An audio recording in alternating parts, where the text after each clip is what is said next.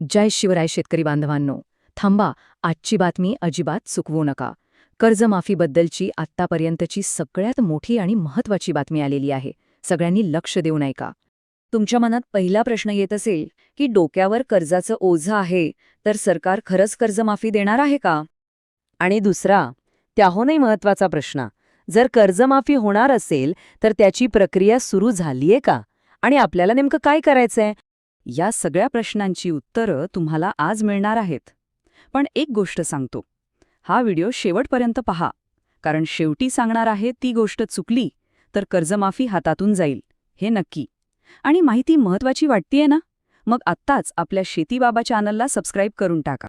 चला तर मग थेट मुद्द्यावर येऊया. सगळ्यात मोठी आणि चांगली बातमी ही आहे की शेतकऱ्यांची कर्जमाफी होणार हे आता जवळजवळ पक्क झालंय. हो, तुम्ही बरोबर ऐकलं. यासाठी एक मोठी समिती नेमली गेली आहे आणि तिचं काम पण सुरू झालंय. आता बघा, जरी सरकारनं अजून जाहीर घोषणा केली नसली तरी आतून तयारी सुरू झाली आहे.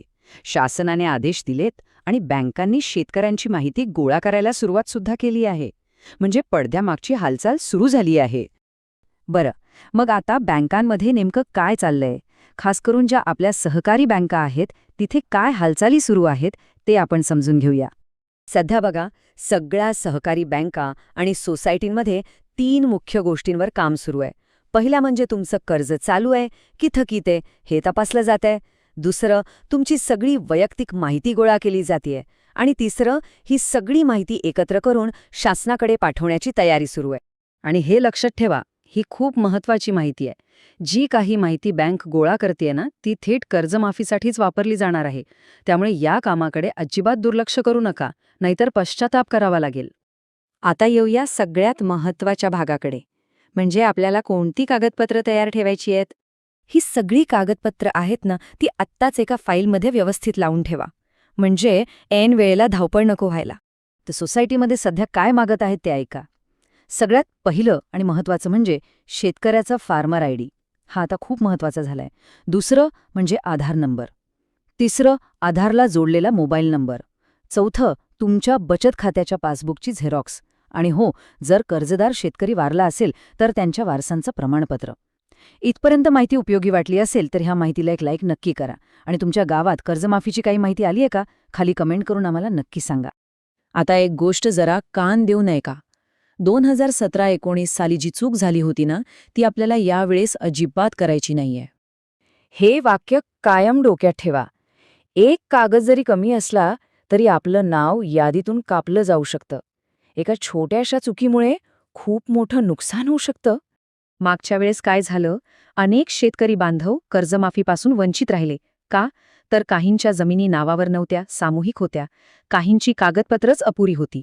आणि जे शेतकरी मयत झाले त्यांच्या वारसांचे दाखले वेळेवर तयार नव्हते. इथेच शेतकरी चुकतात. लक्षात ठेवा, कागदपत्र अपूर्ण राहिली की सगळी मेहनत पाण्यात जाते. मग आता आपल्याला काय करायचं आहे? आपलं पुढचं पाऊल काय असलं पाहिजे? चला, ते आता नीट समजून घेऊ. ज्या शेतकऱ्यांचं कर्ज सहकारी बँकेत आहे त्यांनी अजिबात वेळ न घालवता लगेच आपल्या सोसायटीत जायचंय आणि त्यांनी मागितलेली सगळी कागदपत्र जमा करायची. यात बिलकुल उशीर करू नका. पण एक गोष्ट लक्षात असू द्या, ही जी प्रक्रिया आहे ना, ती सध्या फक्त आणि फक्त सहकारी बँकांसाठीच सुरू आहे. ज्या राष्ट्रीयकृत म्हणजे नॅशनल बँका आहेत किंवा खासगी बँका आहेत त्यांच्यासाठी अजून आदेश आलेले नाहीत. पण काळजी करू नका, जशी माहिती येईल तशी तुमच्यापर्यंत लगेच पोहोचवली जाईल.